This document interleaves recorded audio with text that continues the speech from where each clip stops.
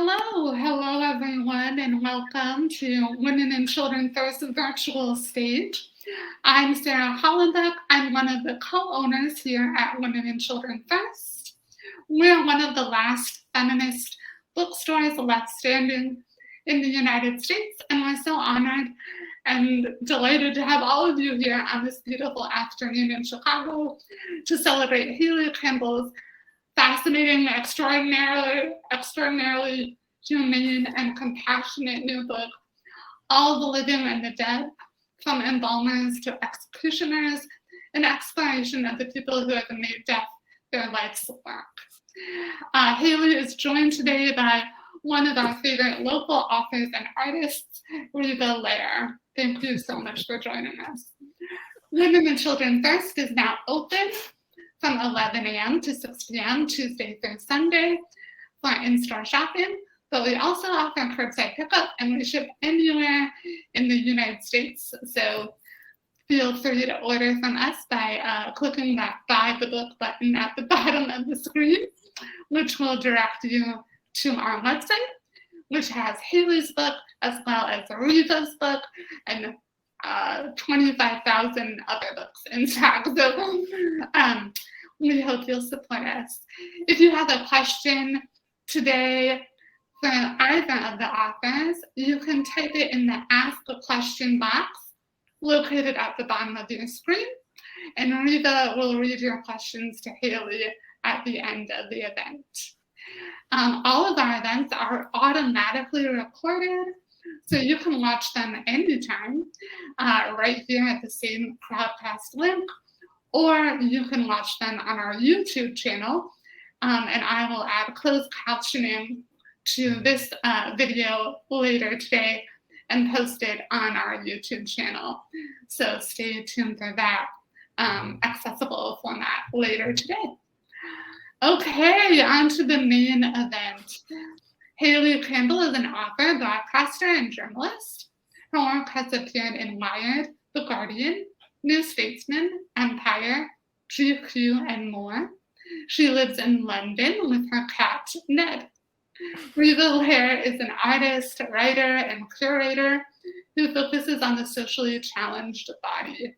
Recipient of multiple awards for her visual work, Lehrer is best known for her representation of people with physical and whose physical embodiment, sexuality, or gender identity have long been stigmatized. Lehrer's memoir, Golem Girl, won the 2020 Barbellion Prize for Literature and was a finalist for the National Book Critics Circle. She is represented by Legal Hoffman and by Zola Lieberman Gallery. Please join me in welcoming Hayley Campbell and Riva Lehrer. We'll do the clapping.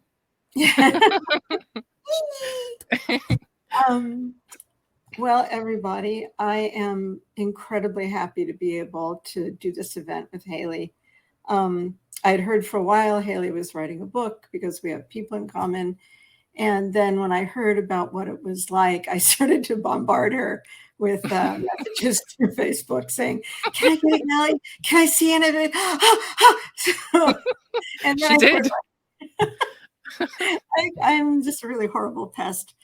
And then when I read it, I don't think I went a single night without sending her a message saying, "Oh my God, this part. Oh my God." So I have to say, this is one of the best books I have read in ever. And Sarah gave us the title and the subtitle. And I think that a lot of people seeing something like that would expect a book that's very sensationalist, manipulative, and your writing is anything but.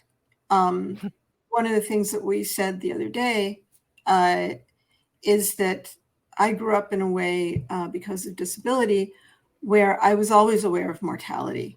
And it's always kind of grimly amused me when people in their 40s have something happen and they're like, "Oh my God, I realized I was mortal." And it was lovely to hear that you are nothing like that. So No, little weirdo. I heart weirdos. You can tell I'm wearing rat earrings. Anyway, so I'm going to hand it over to you. And we're having a bit of a technical adventure here. So I will be running slides. Hayley will be speaking of slides. And you might not see Hayley until we are done with the visuals. So please forgive us for any technical adventures. So hang on. Chaos. It's chaos. It is. It's Monday. We're being very mundane right now. All right. Let's try and do this. Share and view and slideshow. And here we go. This is the absolutely beautiful cover. Go. There we go. Turbo goth cover. Something that I keep being asked as I do every regional radio interview around America is why death and why did you write this book? And I thought instead of just doing the spiel that I've been doing for all of them, I would just show you where it started. And I start by blaming my dad on page 1. So first slide, please, Riva. Riva is doing my slides because my computer just exploded at the thought. So my dad is Eddie Campbell, and he did this book with Alan Moore, and he worked on it from when I was about the age of 3 to 13. So it's a pretty formative period in somebody's life. And he had lots of reference pictures up on his drawing board, autopsy pictures and crime scene photographs and things like that. And if you've never seen From Hell before, it looks a bit like this slide. Riva? Oh, next slide. Oh, yep. There we go. There we go. So very gory. And this next slide.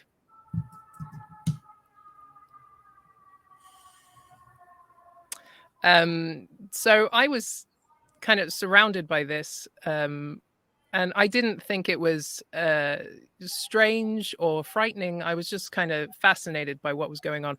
Also, I thought everybody's dad was sitting at home drawing these things, and it wasn't until I went over to friends' houses and their dads weren't even there because they were out being accountants or lawyers and things that I realized that something was up. But long before that, I would sit beside him and draw my own version of what he was doing. So you can see this in the next slide. This is me sitting beside my dad. He stuck this in a comic years later. But it's just a box that I turned upside down, and I worked beside him diligently on my own book about death, which he saved so he could show it off to horrified guests. And I still have it because he saved it. So I can show it to you now. Here's the cover. Next slide, Riva, in the right direction. There we go. The Ripper file. So I think we've got a bee up in the corner. I liked bees, still do. I think they're great guys. I think those are supposed to be some dripping fangs instead of tits, but who knows? And that is the cover of my book. So as for what went in it, next slide, please, Riva. This feels very, coronavirus presentation. Next slide. Okay, so this is the cover that my dad did for From Hell, one of the issues. And he worked from life. He actually brought home a cow's kidney on a handkerchief and set it out in the lounge room just to paint it. But the thing was that we lived in Australia at the time, so that thing went pretty rancid in the heat very quickly. And I think my version, because I was sitting beside him doing the same thing, my version, I think, is more accurate. Here it is. Next slide. My version includes the flies, which I think are very important. Always a journalist. And with spelling like that, you can it's written in the stars that I would go on to write for The Guardian. So what else was in it? Next slide, please, Riva. Keep it together. So my book wasn't just copying everything my dad was doing. I was making a compendium of all the ways that people can die violently. And I was very thorough. So we can't look at all of them tonight, but I've got a handful. Here is being bashed to death. Here's being buried alive. Next one. Being left hanging up for the birds to eat. We're going to lose Riva, and my slides will just explode. Next one. Death by torture. Now, revisionist art historians have said that this is a feet being tickled by a feather, but these are matches. This is burning. I was quite serious in this book. Next slide, please, Riva. Being struck by lightning. I think this is artistic. It's beautiful. Look at it. Next one. Next one, please. When you're cut up while you're sleeping. Now, I had been watching Gorillas in the Mist when I saw this. So that's Sigourney Weaver there on the bed. Don't show your children Gorillas in the Mist. Or do. This is what they turn out like. Next slide, please. Being shot. Just a classic one. Next one.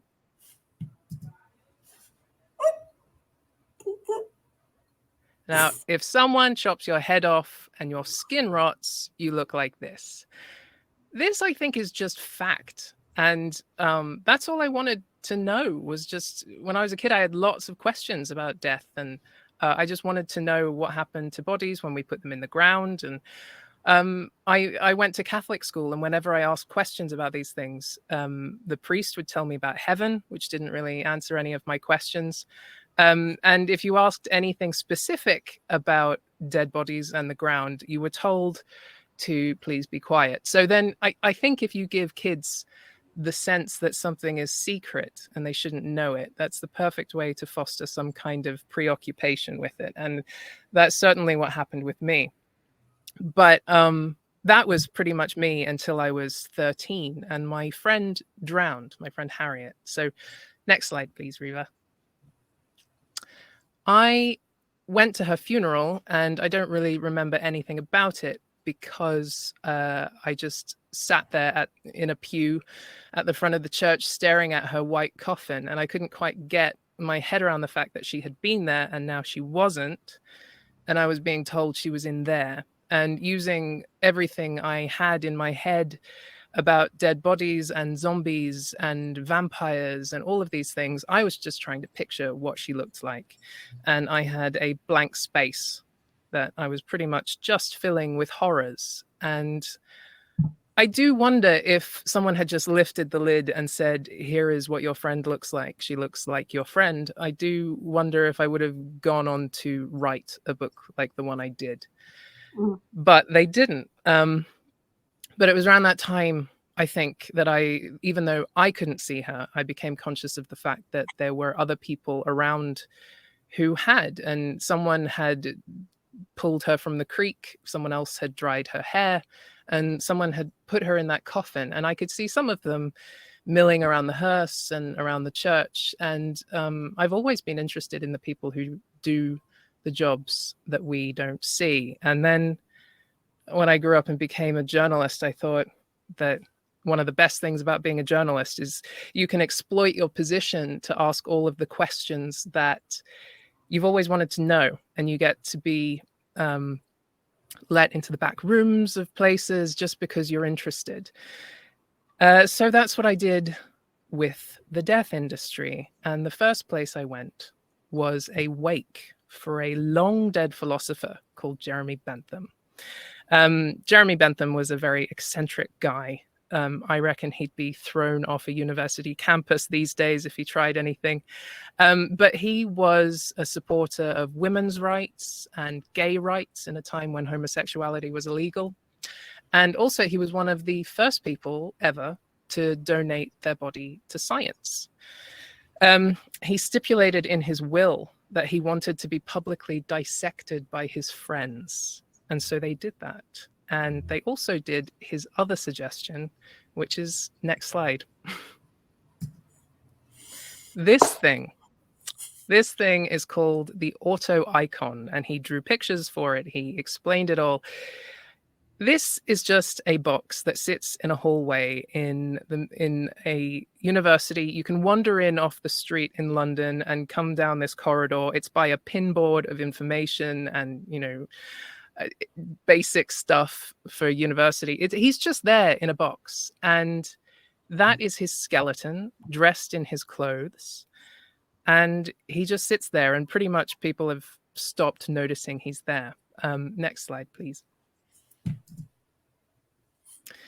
This is what he looks like outside of the box. That is his clothes, his walking stick, his glasses, his hat, and his skeleton is inside there in those gloves.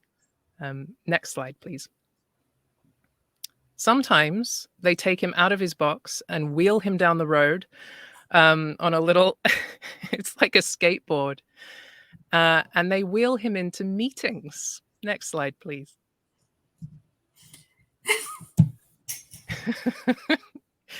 So here he is at a meeting, and he will go down on the record as being present but not voting, which I think is pretty amazing. Next slide, please. So I just love that guy looking at him. He's great. He's great. So the guy we're seeing here, that isn't his real head. That is a wax head. And it is sitting there in place of where his real head is supposed to have gone, because his real head went wrong when they tried to preserve it. So next slide. Here he is. So obviously he is the wrong color. He's all wrinkly. They weren't used to preserving heads to stick on back on the skeleton and then in a box for display. So it's little wonder it went wrong. But every year, this is kept in a box out the back at the University College London. And once a year, they bring him out just to check if he's doing okay, to see if he's disintegrated anymore. And one year, after much begging, I was told, today is the day and you can come see him if you want to. So I fled the office and I ran across London to go and be there in the room when they took him out of the box, and he made the whole room smell like beef jerky. It was not nice, but it is a strangely beautiful thing to look at. Those glass eyes he used to carry around with him in his pocket, and he'd get them out at parties just as a party trick. And the thing I loved about looking at him close up is his eyebrows are astonishing. They're so bushy and blonde. They're really good. Anyway, next slide, please. So it was at that wake for Jeremy Bentham that I met Poppy Mardle. And this was because everybody was doing speeches. It was like a death positive event. So it was a group of people who were gathered to talk about society's backward attitude towards death.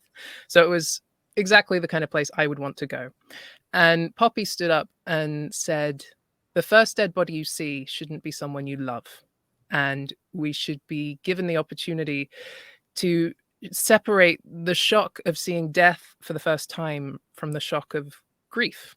And she also said that she wished that she could bring children into her mortuary and show them what death looks like before they are forced to confront it themselves. And I was stunned by what she said.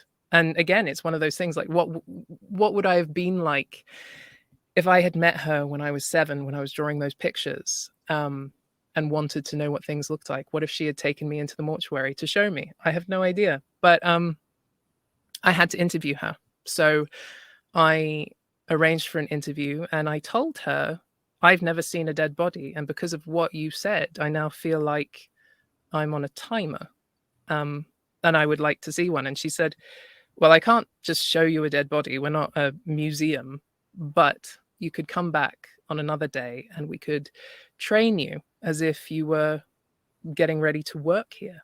And so I came back to the place where her funeral home is, which is, next slide, please. Her funeral home is in this burial chapel in the middle of this old cemetery in South London. And it was falling apart years ago. She actually rescued it from dilapidation and turned it into a mortuary, so a place to keep the dead in fridges and to get them ready for their funerals. So I came back here and I went in there and I saw her mortuary. Next slide, please. And this is what it looks like, and it was not what I expected a mortuary to look like. And having seen many more since then, they don't look like this. This is a one-off. It used to be a burial chapel, so people would come here for their ceremonies before the funerals. So she's kind of returned it to its original purpose. And I was there for a full day, and I dressed a man for his coffin, and it was the most profound experience I've ever had, and transformative. And now that I know what it's like, it's not frightening, it's nothing like that. I can't quite believe that we habitually pass by these transformative moments just because we think we're scared or we think we're not allowed. So that's where my book starts. And I really wanted to start with a dead body, because I didn't want to write one of those books where you spend the whole book thinking about the thing and then at the end you see the thing. I wanted to start with it and then talk to the people about it who see it every day. I thought that would be way more interesting rather than it just being the thing looming at the end. Confront it head on. So that's where it starts. And then the rest of it is in my book, which is this. Next slide, please. Ta-da! That's the cover. End of slides. Okay, let's see if I can. And we've got it. That was absolutely wonderful. And I would imagine that there are many chapters in this book, and what they span is quite a sort of 360 view of Western approaches to death. But in terms of the slideshow, it reminds me of one of the lines you must have had to walk, which is the privacy of the dead, the privacy of the professionals. And this morning I was thinking that a book like yours would have been called something like New Journalism more than a couple of years ago. And so you could have written it in a way that you didn't really appear. You could have completely stepped back. You've done this wonderful balancing act of being very honest and present without, at the same time, making the story about you. You are a filter on the story. So thinking about other pictures that could have been here, stories that were left out, and then sort of Western reticence about talking about the facts of death. Could you just sort of speak to that a little bit, about that restraint in telling these stories? Well, I didn't want to write another millennial memoir, especially not one where I didn't leave the house. I think a lot of books are written without thinking outside of yourself. And I can see everything that's in here and it's not all that interesting. So I wanted to go in search of other people. But the privacy thing was, I was careful about what I wrote about the dead. I didn't want anyone to be identifiable. I was careful about what I said about the people who did the jobs. I always feel like it's a huge privilege and kind of a dangerous thing that you are being given somebody else's story to tell. I think that about writing magazine pieces about actors and things.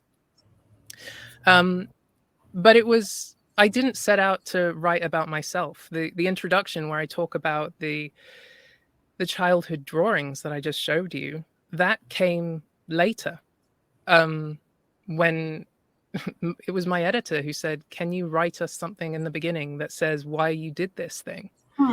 And I was really pissed off about it to begin with, because I had said at the beginning, this isn't a book about me, it's a book about other people. But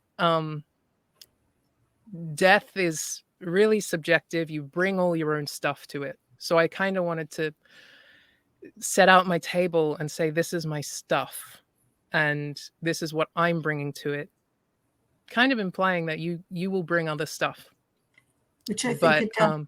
You make that space very clearly for the reader, very clearly. I hope so. I and through the editing process as well, I kept being asked to make opinions on things and say what is better or worse than something else, and what do I want for my body. And I kept thinking, it doesn't matter what I think. What I wanted to do is just show everyone what is there and what the truth is and what it's like. And I could show them what it's like through how I felt. And but that's the best I can do. I can't tell them what they're going to feel or what they think or what they should do around death and funerals, because I don't know them. And that was something the best funeral directors kept telling me, that you cannot tell other people how they should feel in this moment or what would be right for them.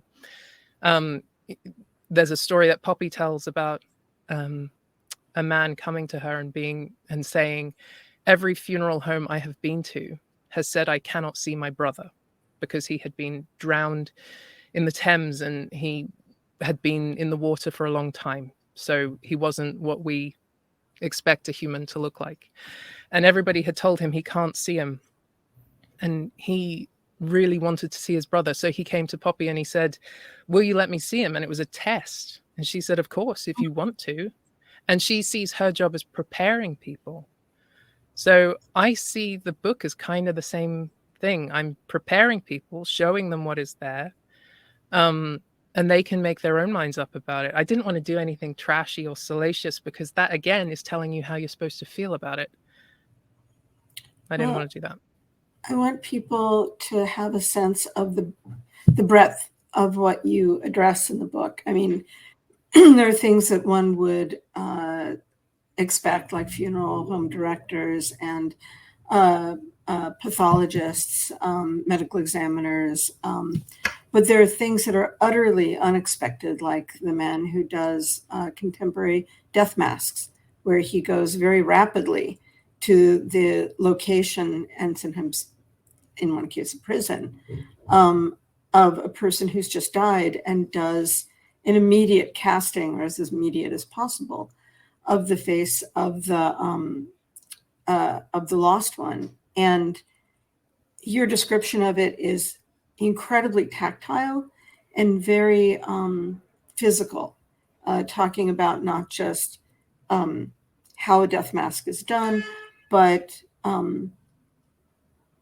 what it feels like to the touch, the touching that and imagining what the skin of the person, what the bones of the person would have felt like, the communication of a face that's no longer there, and why he does it. And then there's a company that does crime scene cleanup. There's a company that does cleanup after major disasters like plane crashes, 9/11, things like that. There's there's so many things. There is the sort of death midwife, which was for me the hardest chapter to read. But you just sort of quietly sort of hold our hands and go through this. And one of the things that you and I discussed is your focus on the specific people. You weren't saying this profession is like this. You approached it very much as, here is a person doing this profession. Here's how they got into it. Here's how they feel about it. As you went through, it seems like some of the stories you got from people were what you might have expected. But tell us about a couple of conversations that were not what you walked in sort of imagining. Well, There were mostly people got into things. The people who were really thriving in what they were doing got into it because they believed there was some kind of higher power, not in a religious sense, but they were, aiming for something greater than themselves. They were trying to help people or make something better. You can't bring people back to life, but you can make the situation better. And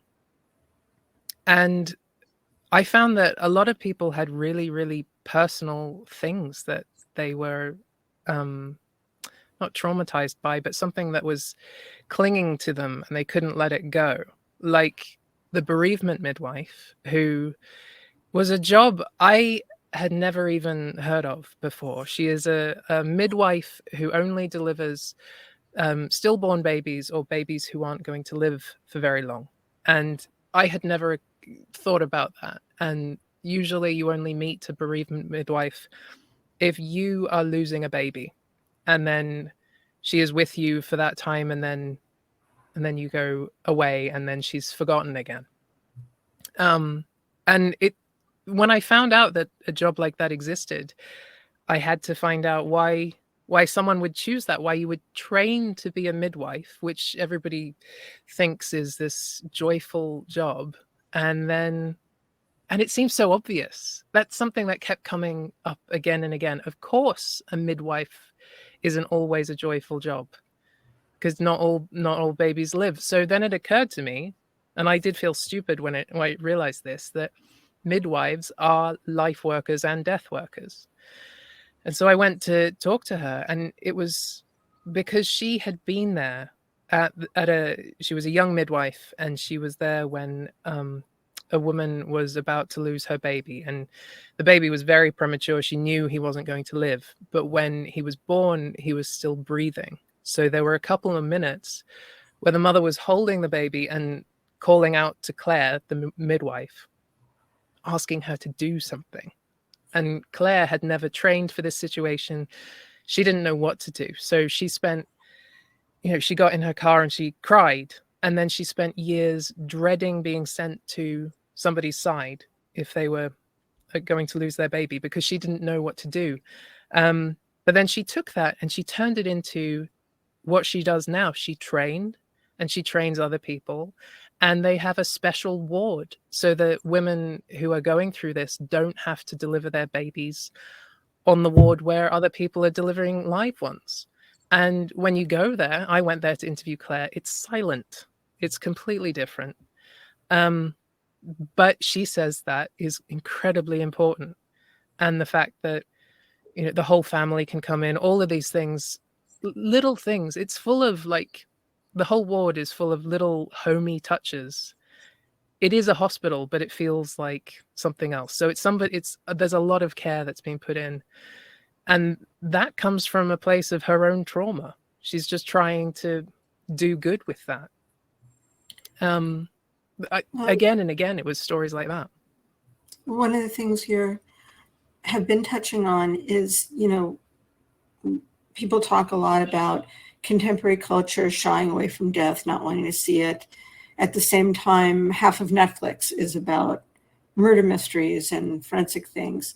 But one of the things that happens is that your average schmo may flinch away from death, but society has chosen to pick certain people and professionalize them as the death contacts, the death viewers. And I was thinking about when we talked about funerals, that in Judaism, there's a tradition called, I believe, the Chevra Kadesha, that when you die, there are a person or persons who come to the funeral home, the Jewish funeral home, wash your body, sit with it overnight, and then the next day it's wrapped in a shroud and interred.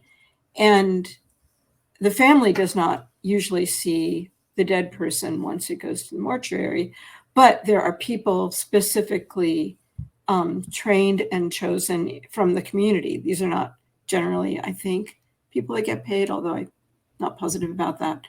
But it's usually volunteer, and they're there to make sure this body is seen, that isn't this kind of feeling that we should not leave the body alone before it's interred.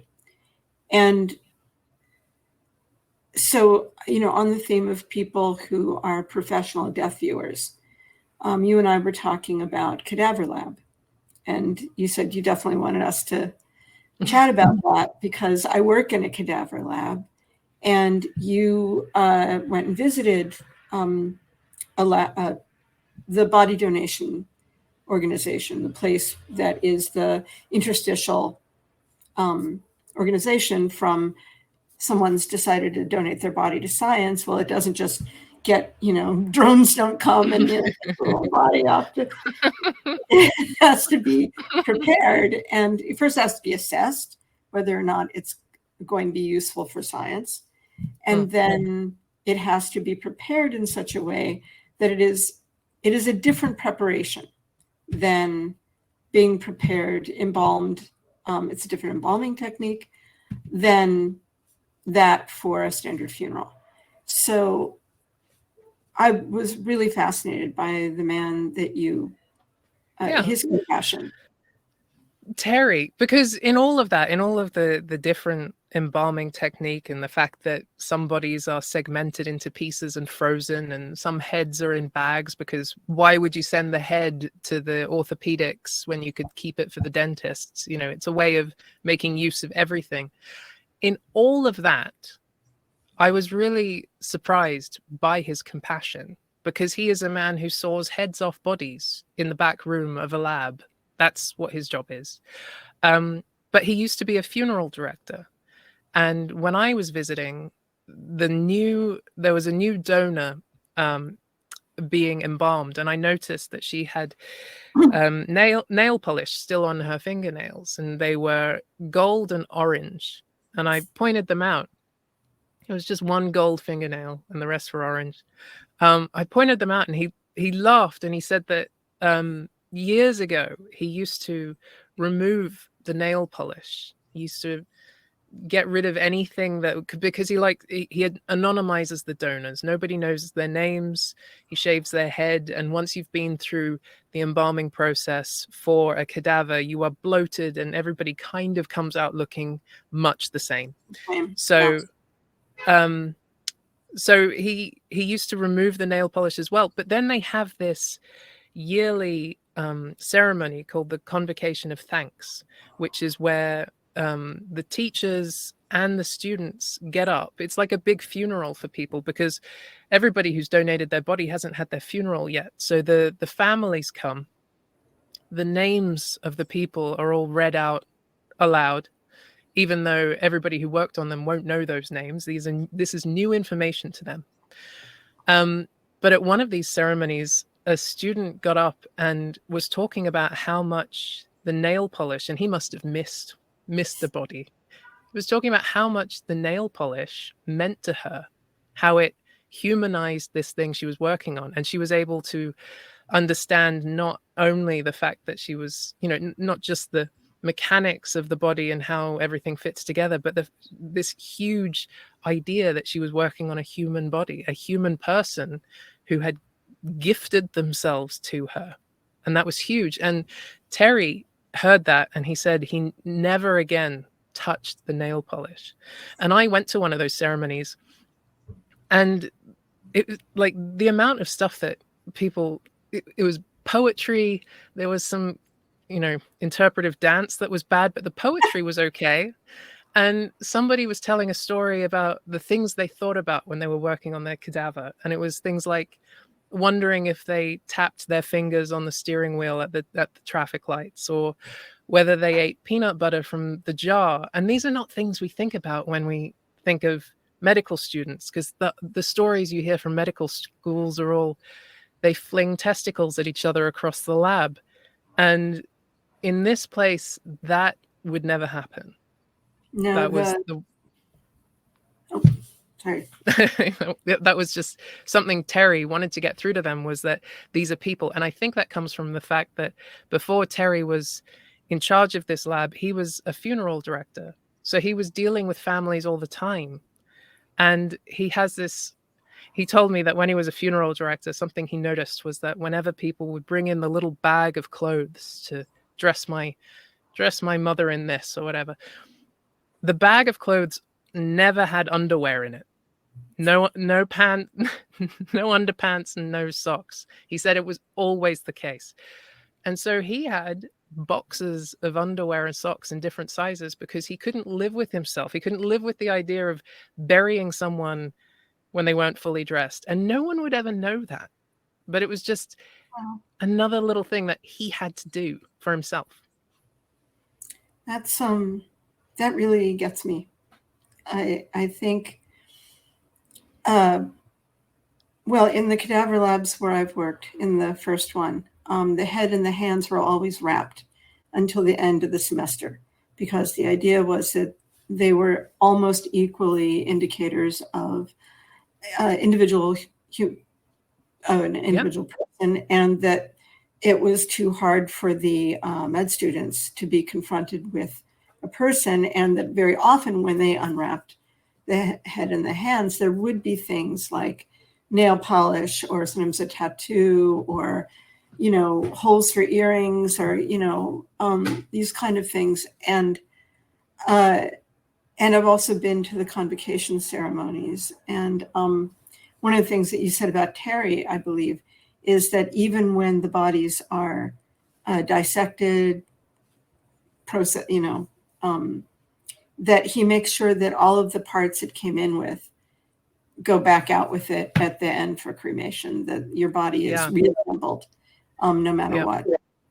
And there was that bit where he was even, they did one of those famous face transplants at the Mayo Clinic. And Terry told me the story of the fact of the, when they had to practice to do a face transplant, because this isn't a normal surgery. The whole team had to come in and practice for a couple of years. I think it was 2 or 3 years. And they worked on they worked on loads of cadavers. They swapped 100 faces. So each time it was 2 cadavers and they would swap faces. And Terry would stay late and swap them back.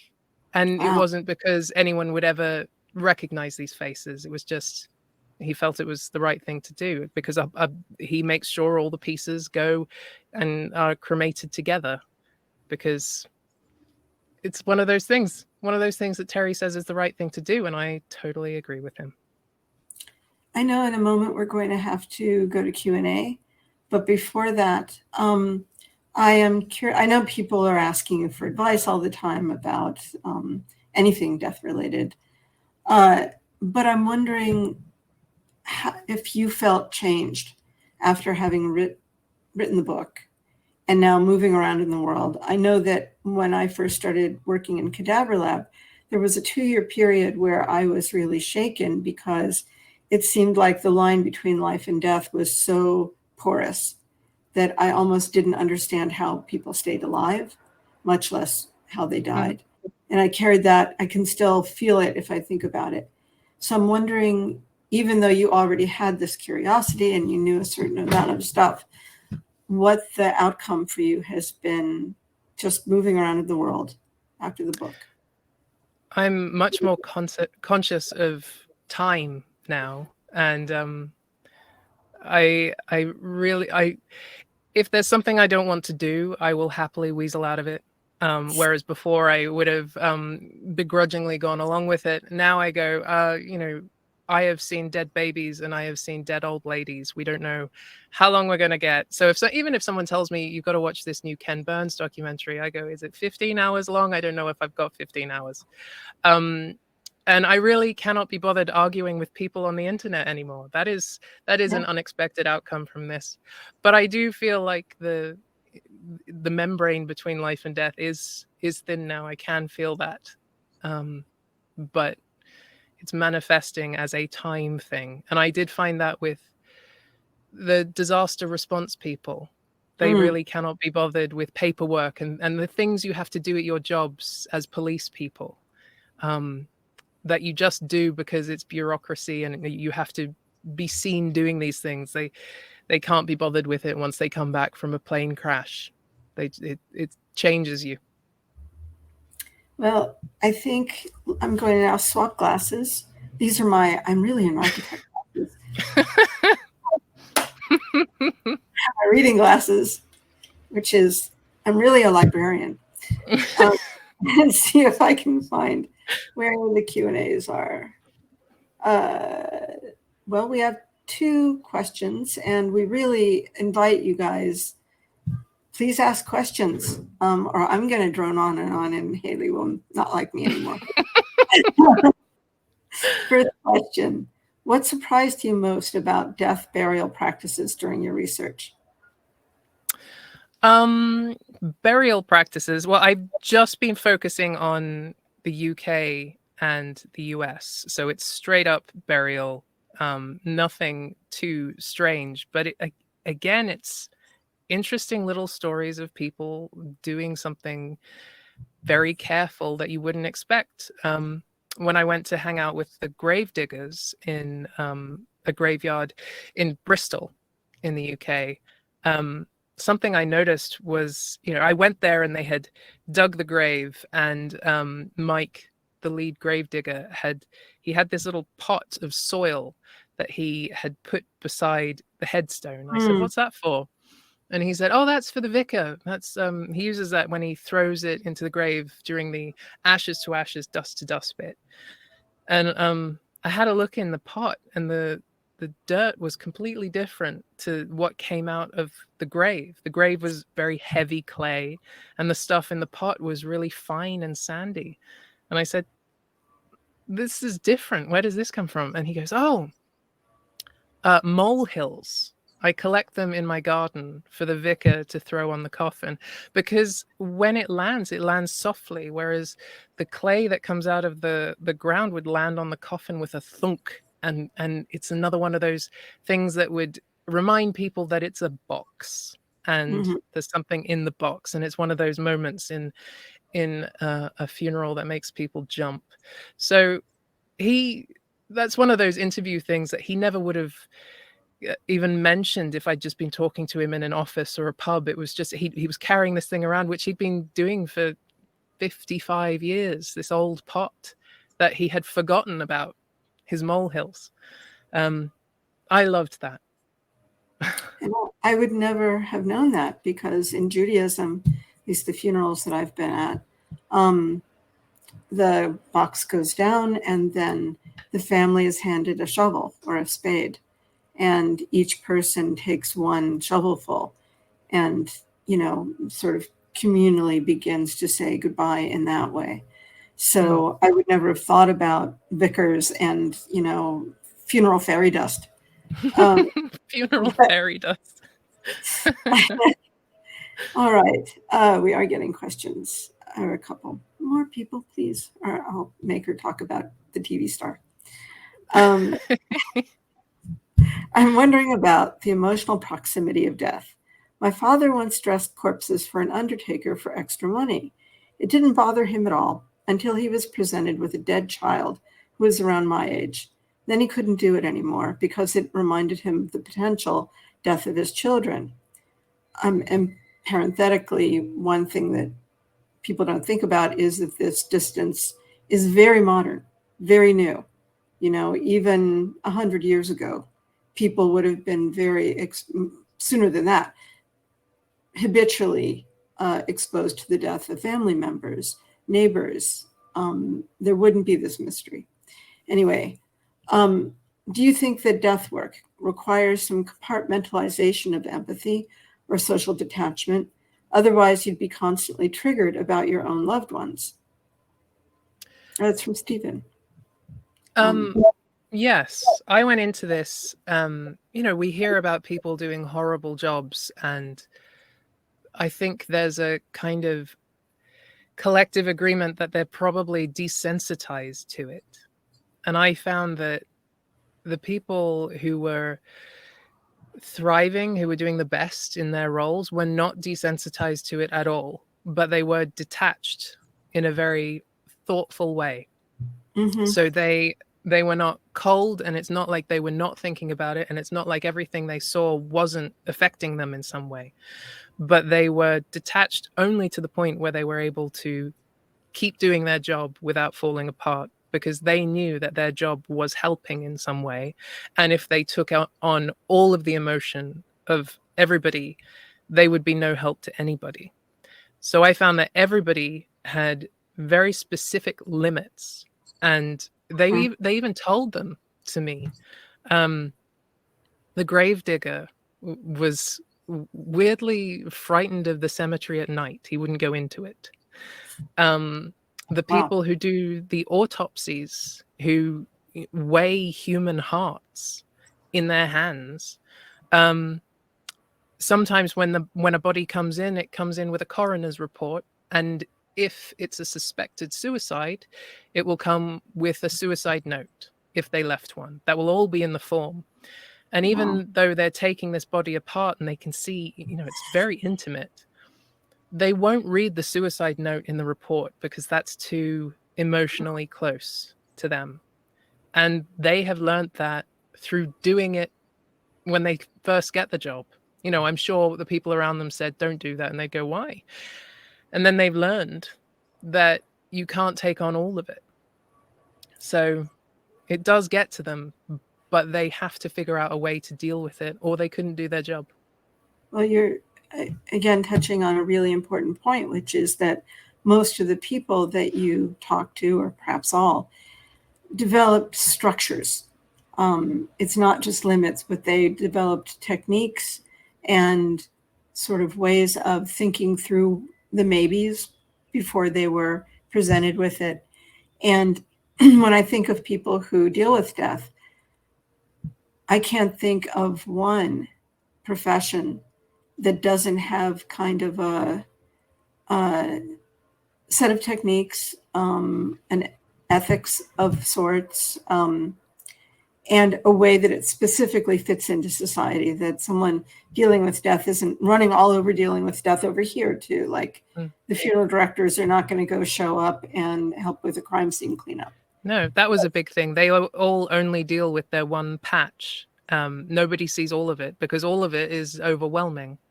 So nobody is taking the body from the deathbed and autopsying it and burying it and doing all of those. It's each person is just focusing on one patch. Terry, who worked at the Mayo Clinic doing the body donation, told me that he preferred that job because in the funeral home he had to deal with the bodies of children, and he found that really hard. But nobody under the age of 18 is able to donate their bodies, and you rarely get young people. So he found it much easier to deal with the bodies of old people who had died from being old. I mean, in cadaver lab, almost everybody was above 70. And every once in a while, we would get someone perhaps in their 40s who had died of something like an aneurysm. It can't be like something that's so damaged the body that it's not going to be a teaching tool anymore. But whenever we had someone who was significantly younger, all the students would run over there because most of the bodies had been bedridden and the muscles were like tissue paper. So even though we were doing dissection of the muscle groups, it was like, there might be nothing. And here's, so next question. Was there any point during the research and writing when you thought, I don't know if I can do this? The book is wonderful. Thank you for it. Yes. After the baby autopsy, I just went to bed, which is I was there for weeks, which isn't great when you are a freelance writer and can't stop, or you just run out of money. But yeah, that really hit me in a way I hadn't expected anything to, because when I went to see the autopsies, I was fully prepared for an adult, and the baby actually was fine when it was being taken apart. It was just when it was all stitched together and being washed in a little tub in a bubble bath, and it just looked like how my mum washed my siblings. It was the same picture, and it freaked me out in a way that took ages to figure out. But I found that writing about it was really helpful. And also going to speak to Claire Beasley, the bereavement midwife, was part of figuring it out. I think I remember speaking to someone soon after that had happened, and they said, well, don't write about that if it hurts you. And I said, but it happened, and it's really interesting, so I should write about it. And they were trying to talk me out of putting it in the book. And I disagreed so completely that it then became this, it's a huge part of the book. I don't think the book would be the same thing without it. So I don't regret the fact that I saw it. It showed me a huge part of the world I had no idea existed, because I was lucky enough to have never gone through anything like that. But yeah, it punched me in the guts, something bad, when I saw it. Well, you really bring a kind of poetry to the book. I mean, it's not written pretentiously at all, but this sort of stream of meaning, where you're stepping back and you're saying, well, this is how it affected me. This is how it's affecting the immediate people that I'm working with. This is what I think society might or might not know about this, and what does it mean that they don't know about this? It's a kind of continuous, sinuous moving in and out of the subject that I thought was just, you're really a terrific writer. You're very Thank you, Riva. I know that we're almost cooked, but really people share this. It's going to be ready for viewing, I think, tomorrow. And this is not a book. It's not depressing. It's not scary. It's really gorgeous. And it's almost Christmas, so make sure that you bring this to your I've got one too. Look, I've got one too. Yeah. It looks like that. Oh my God, what a coincidence. What a coincidence. You'll get a funny look and then you'll get a thank you later. So, no, I thank you for inviting me to, I think I invited you. Thank you, Riva. That was good. Giving me an excuse to wear my rat skull earrings. I want them. Come visit me. Thank you both. That was such a wonderful conversation. That's the best way I've spent a Monday afternoon in a long, long time. And I'll remember that funeral fairy dust comment for forever. Thank you both for such a just wide-ranging conversation. It really gave everyone a good taste of the book, but there is so much more in there. So do click that buy the book button at the bottom of the screen. This recording is actually available immediately, but then another version with closed captioning will be available tomorrow. So please share far and wide. Thank you all for spending this afternoon with us. Thank you, Hayley. Thank you, Riva. Have a wonderful, wonderful night. Bye.